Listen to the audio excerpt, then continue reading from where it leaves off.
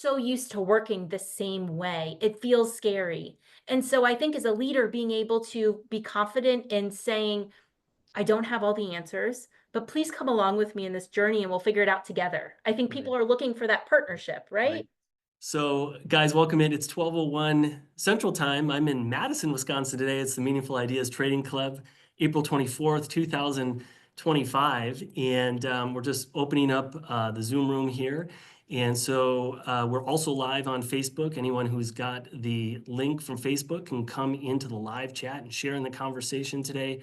And we're just really excited. So the Meaningful Ideas Trading Club, guys, is a place to show up, share ideas on things that are related to health, wealth, and relationships. And we really have a growth mindset here, like to help people and learn from others. We ask that you all be vulnerable, share ideas and thoughts. We are a trading club. We're here to share ideas and to listen and learn today from Dana Gallick. And Dana's going to fill us in on all of her experiences. I think we're really fortunate to have her, guys. Prior guest, Adam Schweikert, has made this introduction and brought Dana to us, and I think we're fortunate to have her, and she has a lot to share from her experience and everything that she's doing. So, Dana, we have 3 rules here. The first one is that the leader of your organization needs to believe that there's a treasure out there. Number 2, that a belief that the treasure is worth it. And 3, that you will find that treasure. Keeps us going. So, I've stolen that from Tony Robbins, but I think it's something that we've kind of lived off of here for many years. So, so welcome in to Meaningful Idea Trading Club. How are you? I'm good, Kyle. Thank you so much for having me and thanks for the opportunity to be here. Yeah, absolutely. So we're pretty organic here, Dana, and I kind of just wanted to jump in and give you some space to kind of tell us a little bit about your background and everything. I can do an introduction. I can go, there's a lot there, but I think we'd love to hear from you and where you got started, where you are today. Let's just start there. Where are you calling in from? Sure. I am based in Columbus, Ohio. I started my career 13 years ago in design. So out of school, my first role out of school was working for a boutique design firm that worked with global clients. So it was a small firm. It was in, Central Ohio. We were working with the world's leading global brands. And I Mm, have a background. I studied business and specialized in marketing. And I started as an account executive, someone that manages the client relationship. So I learned early on, I had a passion for working with clients, for developing relationships, for spearheading projects, for moving things along, for connecting mm, people and teams, to bring out big ideas and to build those long-term client relationships that would take us from, maybe initially delivering a small design project to building a global footprint and helping our clients scale. So it was kind of the spark that got me started. And I have an appreciation for working with creatives, for working with creative people, from designers to architects to engineers. I think there's a lot you learn about how they kind of see the world and see the world around them. I know in good. business school, we're taught the formulas to get to reach success, right? You follow Right, this path, you do this, you right. graduate with this, you go into this type of role. And so I am very linear in that sense, and I'm driven. Hmm. But working with creatives, you see the world, from black and white to a world of color.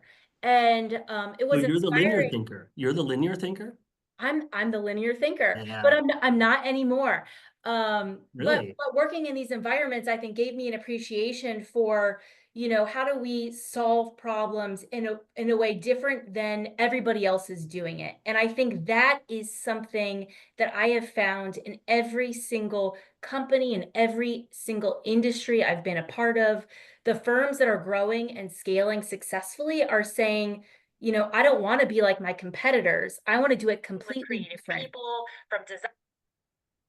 Okay, And so one of the things that I found too, even going through this process, is the mindset that you see the problem and you hear the client, but there's more. When you build those relationships, you start to pull out how else can we support you? How else can we grow together? What are the things that maybe our team is overlooking? So I attribute that to the design background. And I was part of a journey similar to many others where I was part of a growing company and we were acquired by Jones Lang LaSalle Commercial Real Estate. So that gave me an opportunity to kind of go through an acquisition to, from an employee standpoint, to kind of see how, I was doing one thing, but suddenly the world opened up. And I had a really positive experience. It kind of sparked something in me. And I also found I had a great appreciation for working with founders, working with people that had the spark, had the vision, had the Mm-hmm. creative drive, and I could act as that, that jetpack that would help them kind of realize the potential and help them grow and scale. Nice. I love it. I've got some background questions on that. Brendan's always here. He's such a great supporter at MITC. Brendan, are you a linear thinker or are you a creative type? I'm in transition, I think. Yeah. Okay. All right. Great. I want to ask you, Dana, about this linear thinking and where you learned that. So, Yeah. I told you this before we opened the room and went live.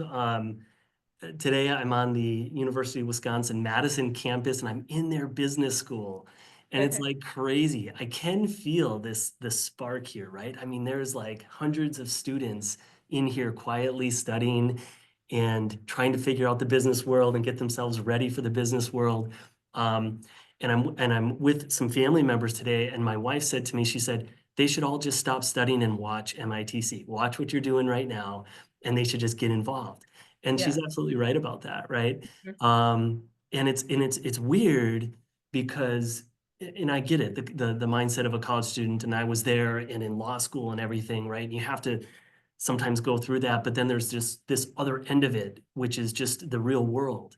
And so it's kind of neat to be here today, honestly, to Yes. be doing this. So Dana, where did you get your training? Where did where did this kind of this business, working in business, come from? So I went to, and it's funny you say you were on campus. I go back to my alma mater. I went to undergrad at The Ohio State University, and I was just there a couple weeks ago talking with business and honors and scholar students about this very subject. And so, I had a pretty traditional background education wise. I went through undergrad at Ohio State. I got my MBA from Ohio Dominican. I worked full time and did school in the evenings while I was getting my MBA. I think I have an appreciation for kind of trying to juggle and tackle, and it gave me kind of a client first mindset. Mm, But on the subject of nonlinear thinking, working in the creative agency, understanding how, problems are solved. And I think, something that's been true at every single org, design, construction, I was part of a Salesforce consultancy after that, and we grew and scaled that. Every start of the project, every start to everything we did began with how important and how instrumental discovery is. okay. When I was at the design firm, we said, what are we trying to solve? What does the customer journey look like? And how do we get there? And even now, on the law side of things in the legal world, we say the same things. What elements of discovery are we missing? We want to leave no stone unturned. We're going to go above Hmm. and beyond. We're going to, we see that these may be the facts, but maybe there's something else. So I think that's a critical component. And I think that really sets a stage and opens the doors to kind of figuring out what's possible and how do I get there? Hmm. So doing things differently. Yes. Yeah. What are you guys discovering on that? I don't know. Maybe you can't share your secrets, but maybe some of the discoveries that are in play, things that are being done differently that, kind of internally grew out of this, the passion of the team. Yeah. So from a legal standpoint, working for a legacy law firm, my law firm turns 30 years old this year, next month, actually. So we've been around for a long time. And from day one, when the firm was started in 1995, there was a mission to do things differently. And specifically, our firm owners wanted to take on catastrophic personal injury and wrongful death cases that other people Mm, didn't want sure. because one, they didn't think they had a chance of winning. Two, they were complex, they were hard, they required a lot of time and a lot of effort. And so we built our reputation from that beginning standpoint, taking on things nobody else wanted, because we knew we had a chance of winning, because we thought differently, because we had the right players. Talent is a huge competitive advantage. We hire the best and the brightest. We have long tenured staff. So I think starting from, the bones of the firm, right? The people and the talent that we have, and building on how we think and how we get there. And I'm coming in now at a pivotal point. I'm approaching my 1 year with the firm, and there's so many great things going on, but there's all of this opportunity from how we work as a team, to the tools we use from a day-to-day, from a case collaboration and case management standpoint, from a communication standpoint. So that's one of my missions coming into this team. My goal is to, free our people up, free our team up, to focus on the cases and the clients. So they're spending more time with our people and more time providing that differentiated customer service, and less time, in the weeds and doing all the back and forth. Sure. So Patrice, does that sound familiar? It's just like deja vu. Yeah. I love it. It's really a challenge for maybe many businesses. I think at least a challenge within our law firm. First off, it takes that mindset and people to believe in that. Yeah. And if you're coming out of a place as a business, which is kind of how we started, the idea you're a small business, and we keep things tight. We kind of just all pitch in, and all work to get it done. Yeah. And what happens is, and you might do that, and you might have some success on cases, and then more people want to hire you, they want your services, and now you have more clients to serve and more responsibilities and more duties, and you find yourself not able to serve. I always use sports analogies. So, for the lawyers, I want them up at the plate swinging the bat, right? I want them playing the Yeah. game. Yeah. And I want the business to give them that freedom to do that they just need to focus on essentially the perfection of their sport, if we called it that. And that can be a challenge. And you also have in the legal field, I don't know if you guys encounter this, Dana, helpers. Naturally, people that go into the law generally want to serve. They want to help people, and so they want to be helpful. And so they're very eager to put their hands in and jump in and get involved and say, no, that's okay, I have it. And then years go by and you realize, well, we only have it when everyone has all their hands in it, right? Mm-hmm. And how long can you sustain that and keep that going? What are some of the unique things that you've encountered in your role at the law firm? So I will say, when I joined, I think it shocked a lot of people. I think, I was on a pretty natural path. I had moved from design and construction, and then I left and I joined a startup, a Salesforce consultancy, and we did data analytics. So we helped, customers that had data from coming from disparate sources. We helped bring it all together in the form of dashboards. So I was part of an implementation team that stood up customer Salesforce licenses, and I was very much on the tech consulting track, right? And so it was exciting to be a part of that team and a part of that growth. And it taught me a lot about adapting to change, because the ecosystem changes every few months, right? The tools change, things merge. The bar is set a little bit higher. The customers demand more. You need to rethink your services and your offerings. So what you did last month or last year may not even be relevant. And you learn to kind of never get too comfortable, right? And Right. so I was looking for something. I was, thinking about the future and how do I grow in both the way I, build my professional career, but also help people and get out there. And I love, love, love working with founders. I love working with people that have the vision, that have the drive, that are, these kind of working geniuses. And I love to be that partner. And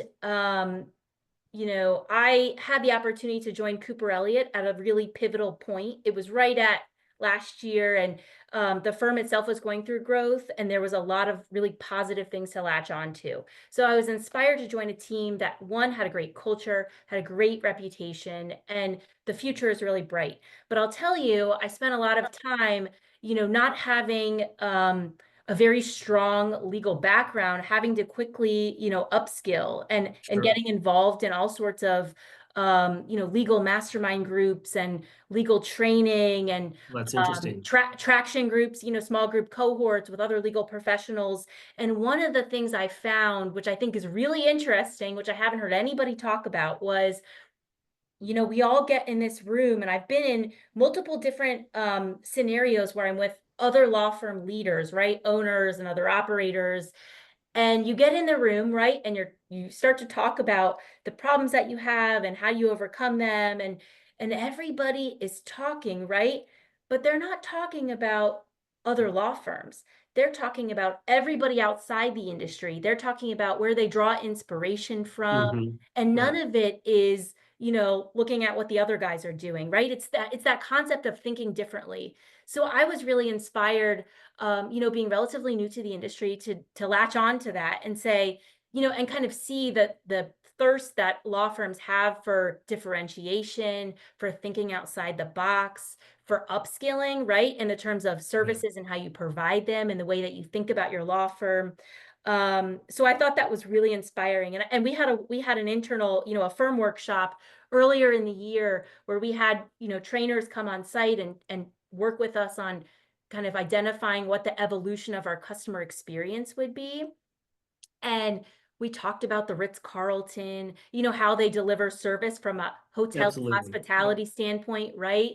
And they empower their people to go above and beyond. They meet guests where they are in their journey.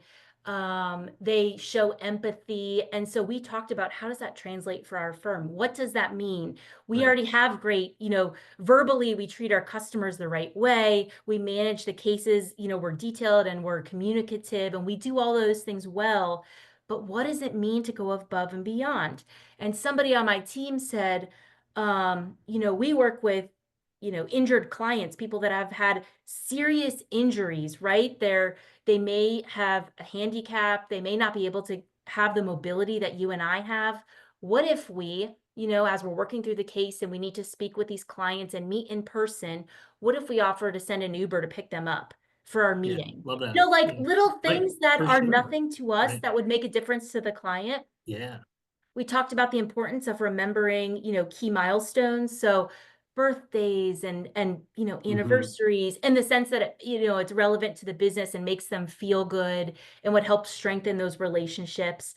And then, one of the things, because I'm also a data geek, I love to analyze data and look at data and pull out trends. I've been studying our intake data, historical data over the past few years. And we know that 80% of our accepted cases, and again, we're focused on those really, really complex cases, those cases that have damages over $1 million. 80% of those come in from referrals. So from other law firm referrals, from former clients, from other practitioners in this space that know us and have worked with us, that have context to the cases that we've successfully resolved in the past. So I think knowing that is a powerful thing for us to talk about. How do we continue to build those relationships, not just with our clients, but with our entire ecosystem?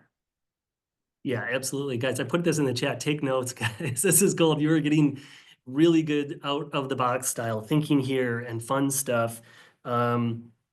What about maybe when those clients come to your office, you have like an on-site car wash or like a valet that goes and takes their car and gets I washed? know, I Love that. know. It's fun to think about these things though, right? And that over Yeah. delivery, right? Because and you just hit on some things. I want to kind of circle back on some of them. I think I don't know if I'll cover them all because you had so many good things in there.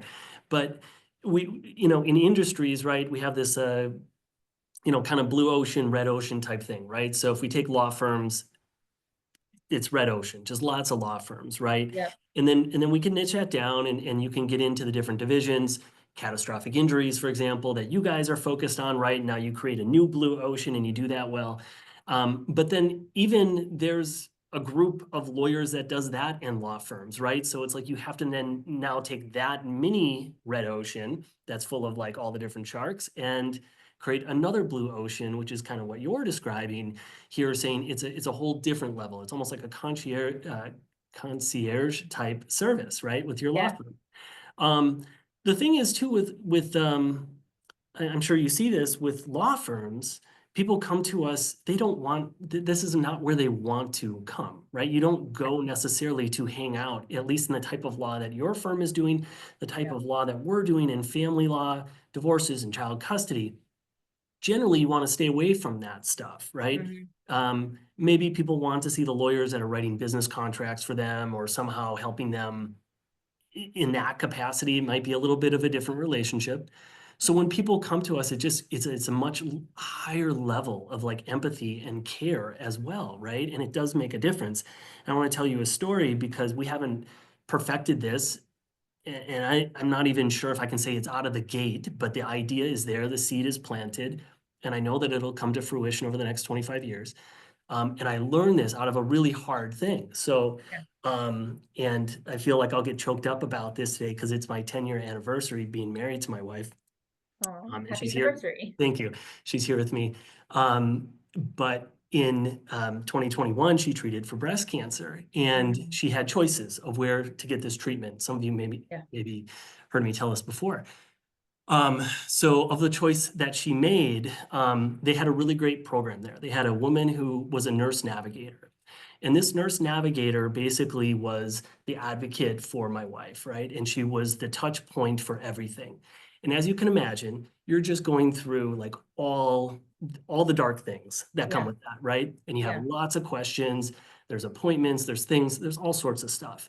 And it was, if I could say, what was a good experience about that was that having this one person that my wife could connect with, good news, bad news, I'm having a hard day, I have a question about this, what does this mean, what does that mean? And it was one point of contact, and this person was able to like take all of that, make my wife feel good about it, get answers, get her scheduled, handle all of that. And it was so awesome.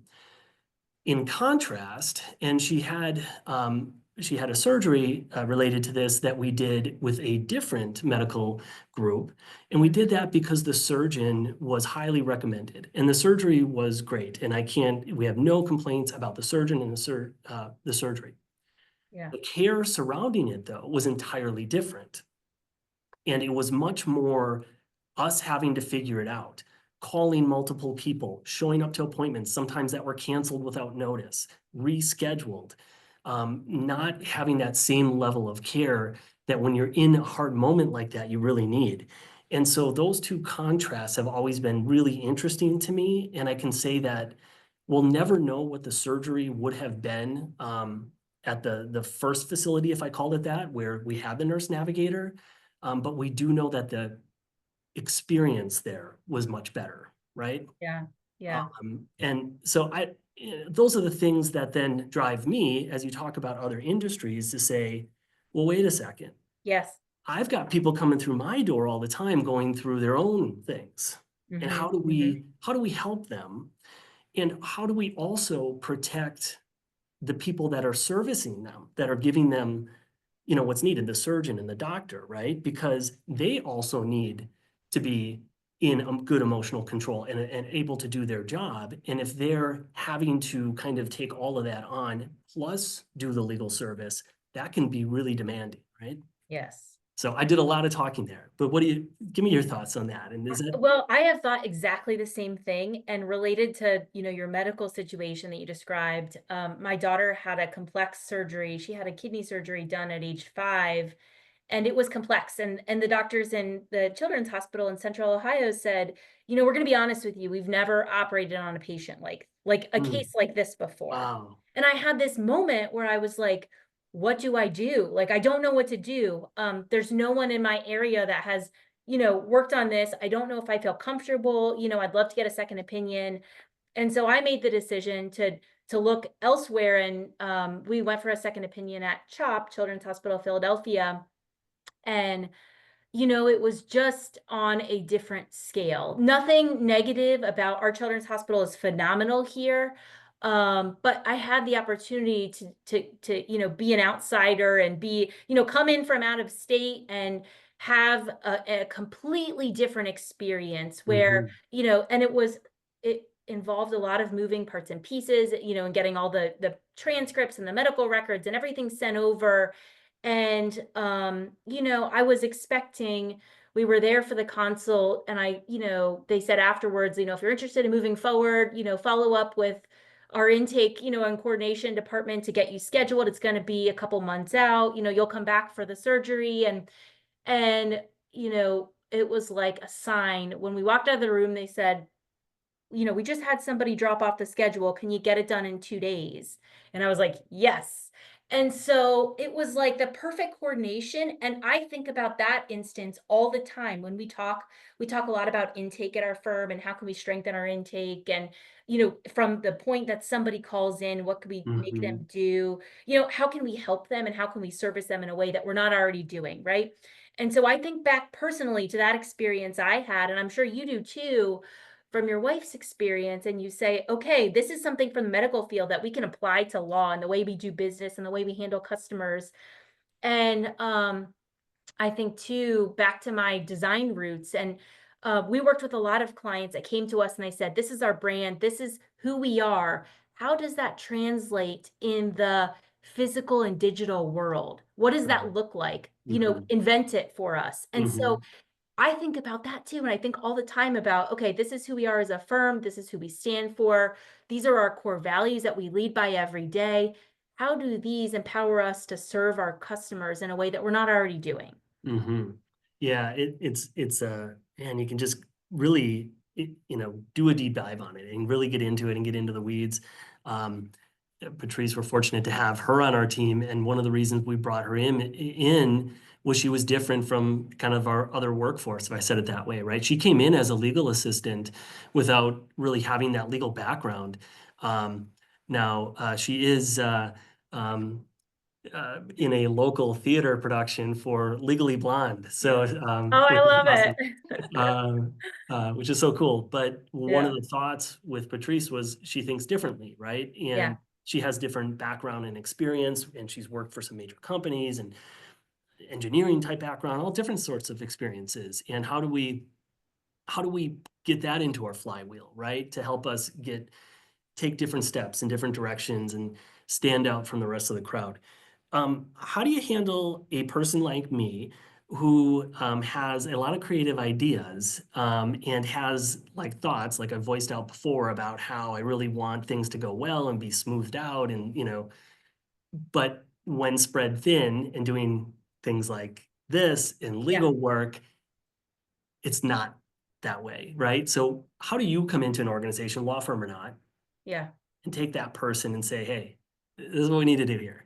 Yeah. Well, I'm a big fan of EOS, Entrepreneurial Operating System. And so I was the self-implementer and I was also the integrator at my prior company at the marketing analytics startup.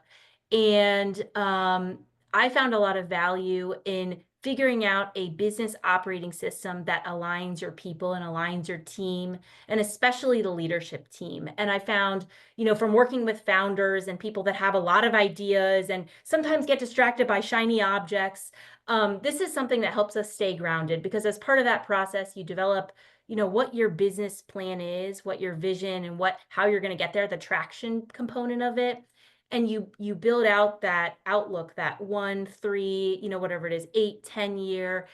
And then you break it down and you say, okay, I have 1 year, this is the time frame I'm looking at. These are the rocks, the 90-day priorities that we need to focus on. So everything I do and the way I support our firm is grounded in moving the business plan forward. But I will tell you that as time goes on, sometimes priorities shift, and sometimes we have to balance those competing priorities. So um, it's good to be flexible and be adaptive. And I'm passionate about, working with my firm owner on talking about those things every week. We have a standing, same page meeting where we get together and I say, okay, That's these are the things weekly. that I have. What do you have? What are we missing? And how do we get there? And so Yeah. we always stay connected and stay aligned, and being able to build that unified front with, your team and especially your leadership team, I think is instrumental on maintaining traction. Right. Yeah. And we run on EOS. We self-implemented starting in 2021. Okay. Um, Yeah, we had kind of started, I guess, in late 2020, but really in earnest, February of 2021, and now work with an implementer that started in 2023. And in taking that step and having, I'm sorry, the implementer, come in and help us was a good step. So I would say one of our challenges right now, and I'm curious how yours is set up on your leadership team. I look at EOS, and there's really four major components, right? You have the visionary, the integrator, you have a director of operations, director of finance, and director of marketing, right? And those are really the five major components they say of any business. Does your business have one person in each one of those seats? No. Neither does ours. Yeah. Does that create, in my opinion, it creates a bottleneck here, and it Yeah. creates what I call conflicts of interest. Yeah. I think it's very difficult when you're wearing multiple hats to make decisions that serve the greater good. As much as you try, it's really Yeah. hard. What do you think? Yes. I serve a dual role at my firm. I'm the COO and the integrator. So I occupy both of those seats. And we have this year we added a CFO and a CMO to our team. So we have those roles designated. I'm working on the HR component. And one of the things that I'm inspired by, and this is just because, our company, we're to this journey of 30 years in, and we have an office admin that's done everything for a long time. So I'm working like, how do I offload? How do I position her to the highest and best use of her time? Right. And so I'm leveraging, without adding headcount and adding, additional payroll costs that may not be justified at this time. How do I leverage technology to bridge that gap? So we implemented within the past year a performance management tool. It's called Lattice. They also have an HRIS component. So How do you spell that? LATUS? LATTICE. Okay. And it's Sorry. actually the ex CMO of Salesforce went over, and she's the CEO of Lattice. So I was already a big fan of Sarah Franklin, and I just followed her. But from a performance standpoint and capturing HR challenges that we have, one of the big things, we implemented feedback surveys. We started them in the fall because I wanted to see what were the driving themes and the challenges and the bottlenecks that were part of our company. And one of the things we found from our team, and I don't know if yours is the same, was we have a team of 20. And one of the things that came out in the fall was we do a really, really good job celebrating our attorneys, but we don't do a good job celebrating our office staff. And it's naturally in the way we do business, the attorneys are out there, they're vocal, they're, going to conferences and they're speaking at events and they're getting recognized for awards. And so we had to think like, what does it mean to celebrate our office staff, right? And so that's been a culture shift for us, like making sure we're mindful and we're working towards that. And so Lattice has this really great feature where you can give people, you can capture, shout outs, both positive and constructive, but we've been mindful about capturing all those positive shout outs. Like we've had paralegals that we went through a migration in our case management system. We migrated from our legacy system to FileVine. And through that migration, I had a couple of our paralegals step up and do one-on-one trainings with our entire team. Nice. So based on the Helpers. preferences of how our team would actually adopt and use the tool, they custom tailored those trainings. And that was something I gave them, a positive shout out for. There's other things that we kind of realize in the everyday, workings of our business, like, wow, these people are going above and beyond. They should be recognized. And so I think technology, helps in that regard. I'm also working on launching the HRIS side of it. So moving from kind of a manual onboarding process for our new hires to an automated process where, you log in and you have everything right at your fingertips.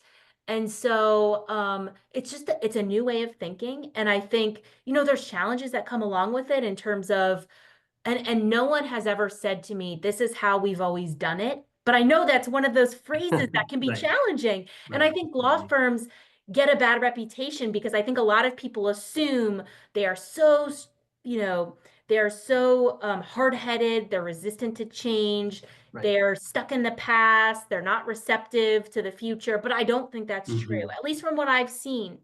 And I've sat in a lot of these rooms with the other law firm owners and leaders, and you just have to show them. You have to show them, and it's baby steps. And we had our quarterly all team meeting this week, and I told the team, I said, listen, um, it's hard because you've never done it before, right? It's uncomfortable, it's new. The team has worked in the same way for so long.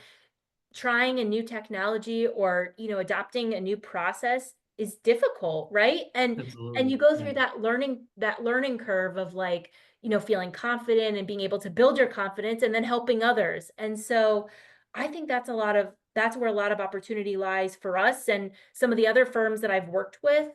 I think there is opportunity, and in the data analytics side of it, right? Attorneys are really busy, right? They're really busy. They're focused on the cases, they're focused on the clients, but being able to have data that helps you make informed decisions about how you run the business is critical. How you run the business, how you structure your team.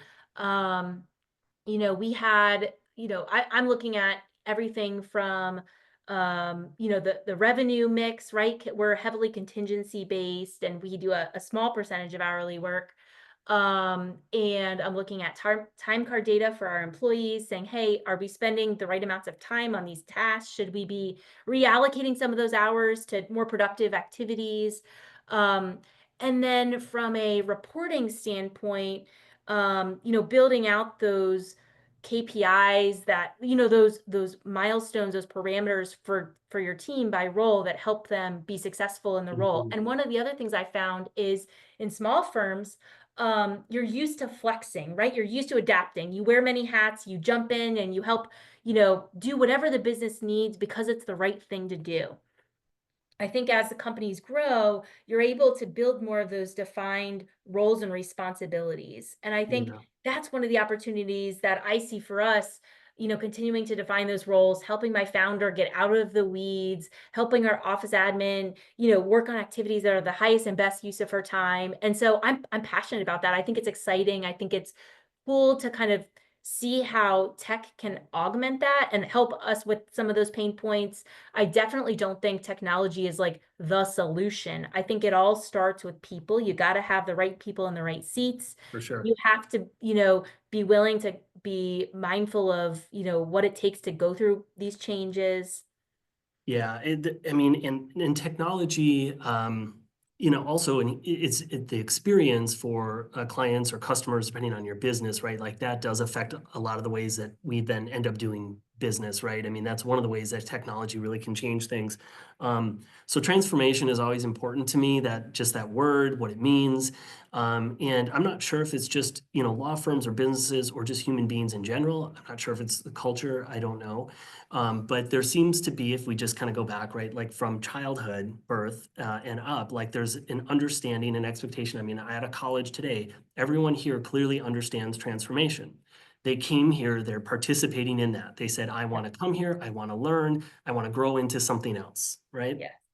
And I'm not sure what happens if we're just all exhausted by the time we get out of college, for example, or as a young person, and then you get into a career and you just say, okay, I'm here, and now I'm just here. But there seems to be, the mindset that, like change is just so hard. Is it really that hard? I mean, people are changing all the time, but you have to be open-minded to it. Is it that there's not a path that's set forward for people after, they enter the career world, that now you have to figure it out on your own? And since somebody isn't giving you permission or telling you to transform, that you struggle with that?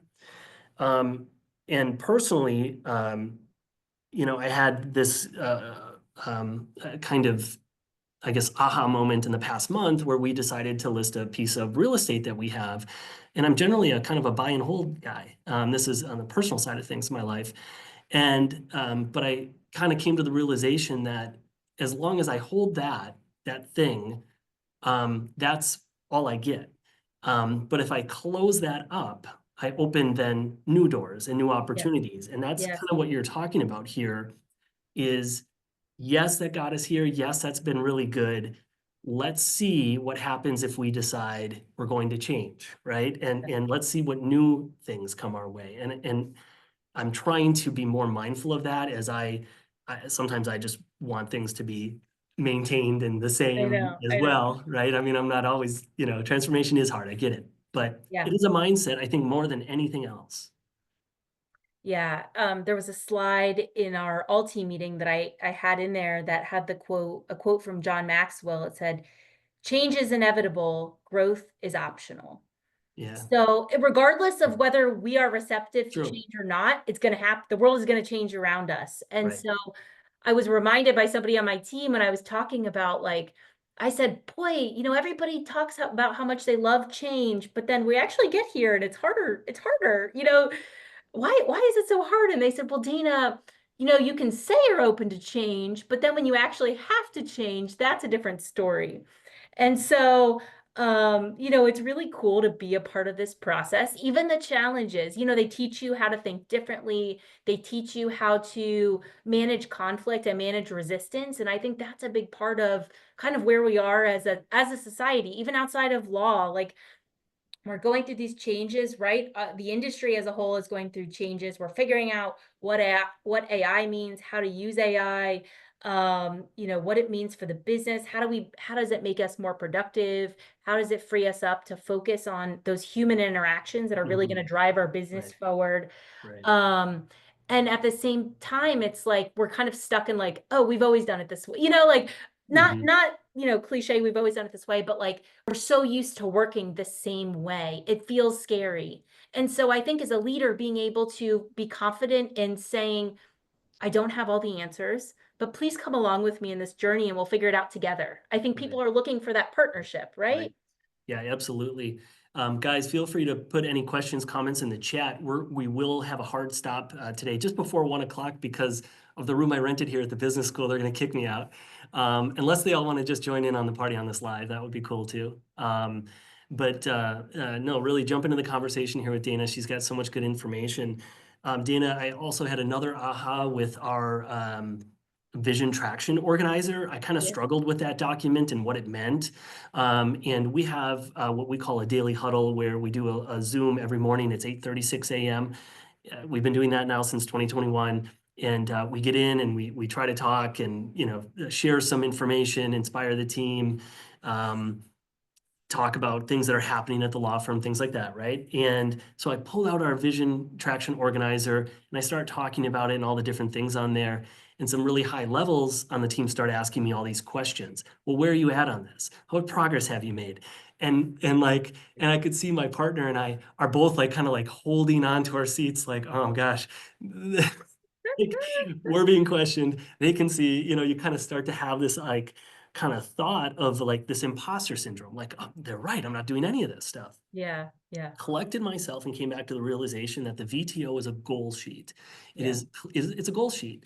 That's right. And I came back and I was just like, look, guys, we're not just saying it. Like, this is our vision.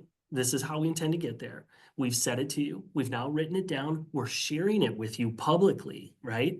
And we're asking for your assistance to help us get there, right? And we're gonna support you too. And that I felt like helped free me up as one of the leaders here at the law firm in the business to just have a better idea of how we're presenting this and talking about it and actually just being proud of that too, right? Because I always say about goals, we have Paul Berman here, Patrice, you might remember, and he said on goal setting, you can think it and your success rate is not very high.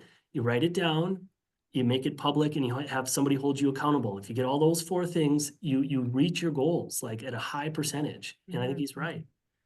What's your favorite part of traction here, Dana? We've got the different components, and since you're the integrator, I'm curious what you like to focus on. So guys, in traction, it focuses on 6 components: the people, the vision, the data, traction, which is kind of like what we do in the 90-day cycles to do it, right? Our processes and issues and how to deal with issues. So of those 6 components, Dana, give me your top 2 and tell me why you like to focus on those top 2. Vision is number one. I absolutely love working with founders. I love, crazy ideas, big ideas, shiny objects. Like it gets me excited. I love to be inspired by having a partner that can see the future. One of the things that I have, I think early on, I went to my founder and I was like, tell me what the future is. Tell me everything. And they were like, I don't know. You tell me. And we had this, kind of dynamic. And it's this yin yang where it's like you kind of feed off of each other. And so I operate really well in that yin yang relationship. And one of the things I found is founders don't have all the answers either. So it's a partnership. It's up to the two of you to figure out, okay, high level, like here's where we want to be. And there's Mm-hmm. more than one way from getting from point A to point B. And that kind of ties back into what I started the conversation with, is that, that out of the box nonlinear thinking. It can apply to your personal life. It can apply to your business. There's more than one way to get there. And I think having an operating system like EOS is great. It helps organize the thoughts. I think the other component that I'm passionate about is the people side of it, working with the team, understanding the driving motivators and the factors and the bottlenecks and the things that like we need to work through to be better. We have an abundance kind of mindset where we're always saying like, wow, there's all of this opportunity. One of the things that I was really inspired by joining this firm, I sat in the office on my first day and I said, I was so used to coming out of kind of a seasonal, revenue forecasting, and every year, exactly how much within a few dollars of like where you're going to be, right? And I said to my founder, I said, what does it look like for the business? Like we must have this kind of linear way to forecast. And he said, we're contingency based, we're focused on injury. And I said, okay, is it higher at the end of the year, like when insurance companies are looking to settle? And he said, yeah, a little bit. But he said, personal injury is 24/7, 365. It is happening all the time. Yeah. Like the world is our Yes. oyster. So I always thought back to that conversation and I was like, wow, all the opportunity is out there. Like we just have to grab it. We have to figure out how to make the right connections, right? And sustain and grow because we want to be better than we were last year. Yeah. Made me think here, Dana. And I floated my idea to Adam Schweikert, our mutual friend. Yeah. And I think you'll like this idea. I'm not going to share it here because Okay. it has to stay internal. But I Okay. have a long-term goal when I get things right here. So, Yeah. get things running and have the time to do it. I want to create a business league. Okay. And I want the business league to be comprised of businesses that believe in certain pillars. Okay. I'm not going to get into what that is and I guess how you'd qualify to be in that business, but I think it could be something that is actually really neat and supportive when you have businesses that are operating in the same way. Because I understand what you're saying, and we live in this market capitalism where it's 24/7, 365. Yeah. Who says that? Do we have to do that? Will we be less successful if we scale that down? What if we just said, we're not going to do that? Okay. And this is the strategic coach. This is the EOS, different components of it, right? Yep. Simplify, less is more. And it's asking those questions that you're doing every day at your business.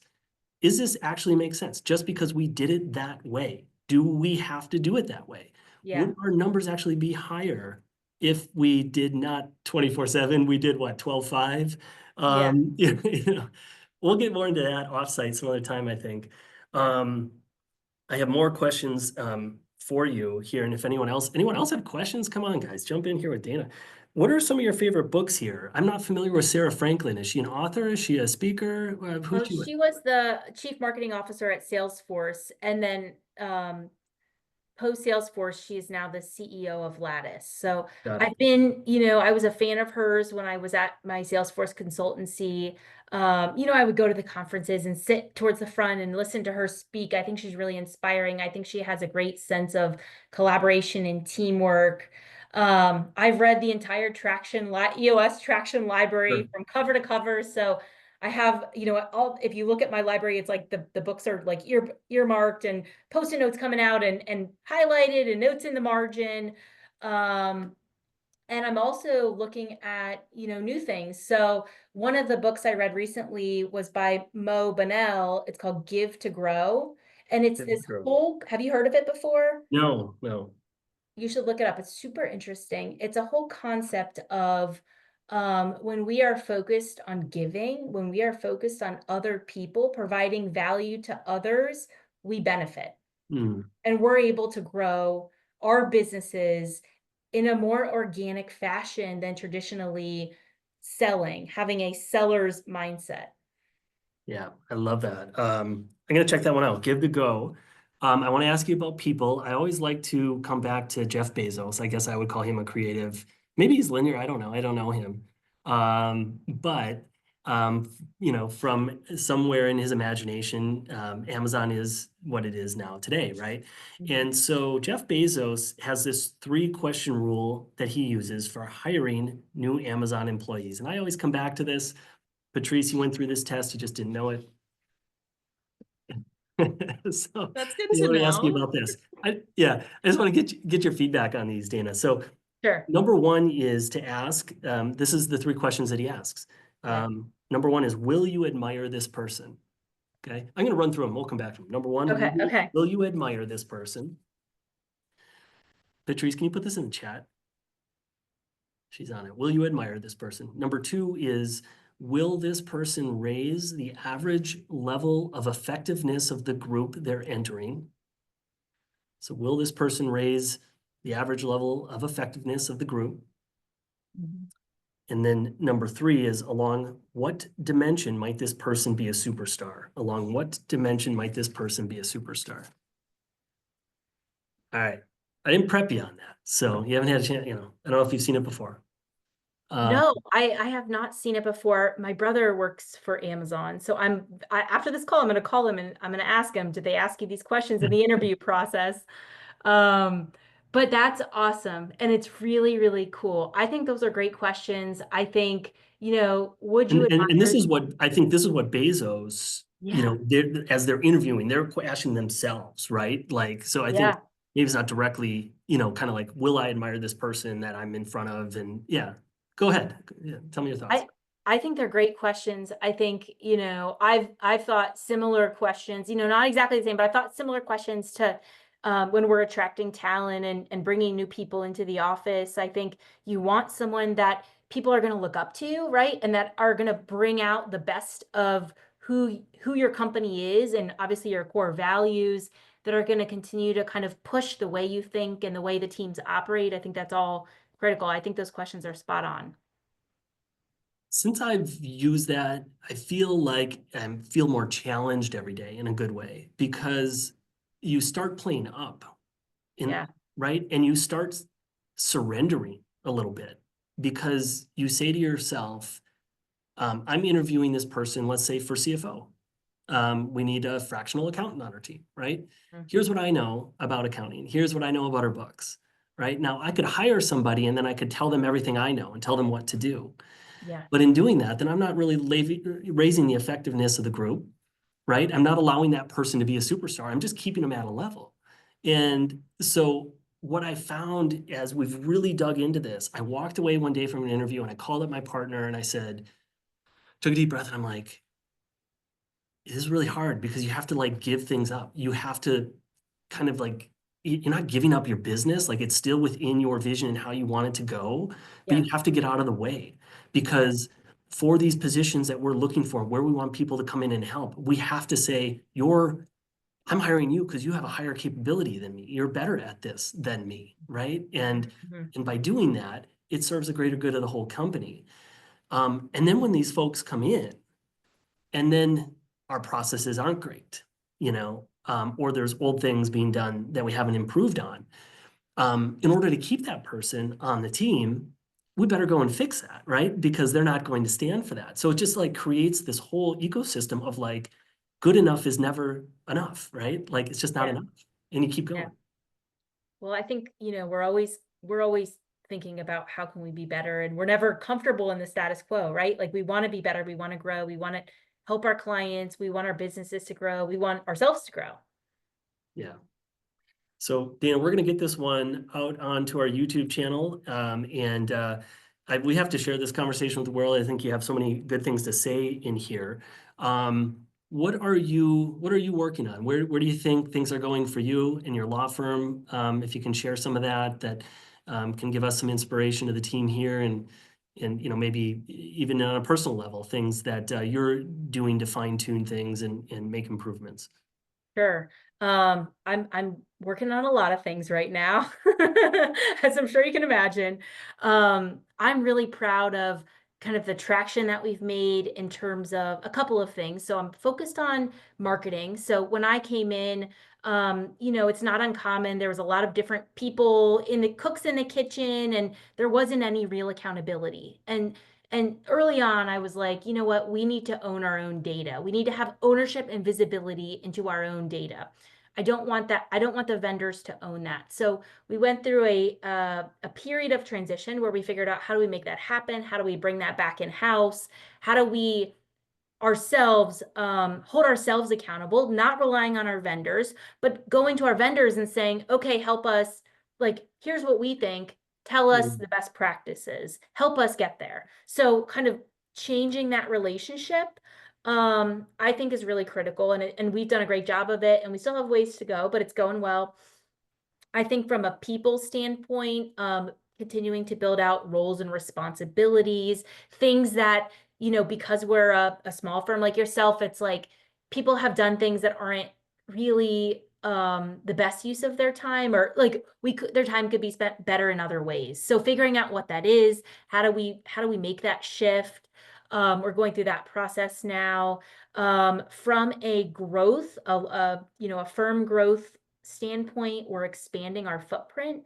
Right now, we're in Cincinnati and Columbus, Ohio. We're talking about how do we grow both of these locations and expand into other locations. So doing that analysis is exciting, talking with the team about, what the goals are. How do we translate our reputation in one market to another? How do we activate it and grow it? And these are things I'm sure you're talking about as well. Absolutely, yeah. No, great. We'd love to be of assistance in any way that we can. I know we're scheduled to connect offsite out of MITC to talk about our different worlds and how we can help. And I always like to cheer for the small guys. So where we're from in Wisconsin, there's two businesses that I like to think about for inspiration. There's for this reason.